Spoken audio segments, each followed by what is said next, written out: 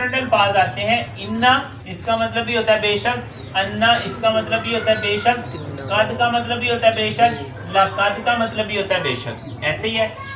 یہ سارے جو مطلب ہیں ان سے جو سب سے بڑی ڈگری ہے وہ ہے انما. اس کا مطلب ہوتا ہے یقین کی سب سے سپرلیٹو ڈگری اس کو کہا جاتا ہے. انما کا مطلب بے شک یقیناً، بے شک یقیناً. اس کا مطلب کیا ہوا؟ بے شک یقیناً. کل کہہ دیجئے انما بے شک یقیناً، یو ہا جی یو ہا وحی کی جاتی ہے میری طرف، وحی کی جاتی ہے الیہ میری طرف، الیہ میری طرف وحی کی جاتی ہے. جی کیا وحی کی جاتی ہے؟ انما کہ بے شک یقیناً. یہاں پر انما ہے، آیت کے سٹارٹ میں آئے گا تو انما، درمیان میں آئے گا تو انما، لیکن مطلب کیا ہوگا؟ ایک ہی. سمجھ آ گئی ہے؟ بے شک یقیناً. کل کہہ دیجئے انما بے شک یقیناً، یوہا وحی کی جاتی ہے الیہ میری طرف، انما کہ بے شک یقیناً، الہکم جی تمہارا معبود، تمہارا معبود. یہ علاج ہے وہی ہے الہ، یہ جو ہم نے یہاں پر بار بار پڑھ رہے ہیں. اور کم جو ہے وہ ہمارے پاس ضمیر ہے، کا کی کما کم اور کنہ. الہکم تمہارا معبود. الہ کو جب ہم نے الہ کا مطلب کیا ہوگا؟ تیرا معبود. الہ کی تجھے ایک عورت کا معبود. الہکما تم دونوں کا معبود. الہکم تم سب کا معبود. تو کیا مطلب ہوا؟ کل کہہ دیجئے انما بے شک یقیناً، یوہا وحی کی جاتی ہے الیہ میری طرف، انما کہ بے شک یقیناً، الہکم تمہارا معبود. تمہارا معبود الہ واحد، ایک واحد معبود ہے. یہاں پر الہ واحد معبود ہے، واحد ایک، یکتا ایک. فحل جی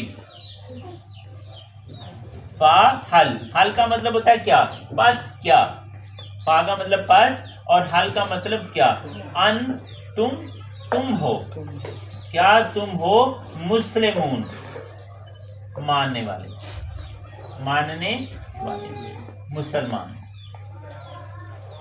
سمجھ آ گیا جی؟ فحل انتم مسلمون، تو کیا تم نہیں ہو مسلمان، کیا تم ماننے والے نہیں ہو. فحل انتم، یہ اللہ نے جیسے سوال پوچھا جاتا ہے نا، یہ اس طریقے سے اللہ پاک نے یہاں پر فرمایا ہے فحل پس کیا، انتم تم ہو مسلمان، کیا تم اس کو ماننے والے ہو، کیا تم اس کو ماننے والے ہو. یہ اللہ پاک نے یہاں پر اس آیت کے اندر فرمایا. ٹھیک ہے جی. یہ دیکھیں کتنی زبردست جو ہے وہ ایک یہ جو ہے وہ اس کی ٹیکنیک اللہ پاک نے یہاں پر فرمائی ہے. کل کہہ دیجئے انما بے شک یقیناً، یوہا وحی کی جاتی ہے الیہ میری طرف، انما کہ بے شک یقیناً، الہکم تمہارا معبود، الہ واحد ایک واحد معبود ہے. پھر اس کے بعد اللہ پاک نے فرمایا فحل کیا انتم تم ہو مسلمون ماننے والے، تو کیا تم ماننے والے ہو، یعنی کہ کیا تم ایسے ہو کہ جو ایک ہی الہ کو مانتے ہو کہ نہیں ہو تم. اللہ پاک نے یہاں پر فرمایا ہے الہکم تمہارا معبود الہ واحد ایک ہی معبود ہے. یعنی کہ اللہ پاک فرماتے ہیں کہ کیا تمہیں رزق دینے والا کیا اللہ کے سوا کوئی اور ہے؟ کیا اللہ کے سوا کوئی رزق دینے والا اور ہے؟ نہیں. کیا اللہ پاک فرماتے ہیں کیا پیدا کرنے والا کوئی اور ہے؟ نہیں. کیا مارنے والا کوئی اور ہے؟ نہیں. کیا دوبارہ پیدا کرنے والا کوئی اور ہے؟ نہیں. کیا پرورش کرنے والا کوئی اور ہے؟ نہیں. کیا بچے سے جوان کرنے والا کوئی اور ہے؟ جوان سے بوڑھا کرنے والا؟ کیا مارنے والا؟ کیا کرم کرنے والا؟ کیا فضل کرنے والا؟ کیا اللہ کے سوا کوئی ہے؟ اگر آپ دیکھیں گے تو کوئی نہیں ہے. اگر ساری باتیں جاتی ہیں تو کس کی طرف جاتی ہیں؟ اللہ کی طرف جاتی ہیں.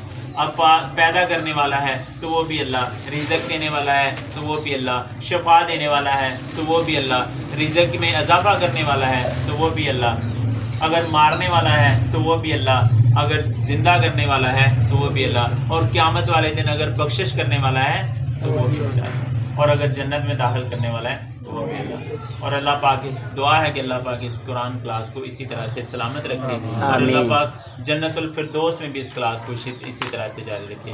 اللہ پاک جو ہے وہ دعا ہے کہ جو سنا ہے سنایا، اللہ پاک اس پر عمل کرنے کی توفیق عطا فرمائے.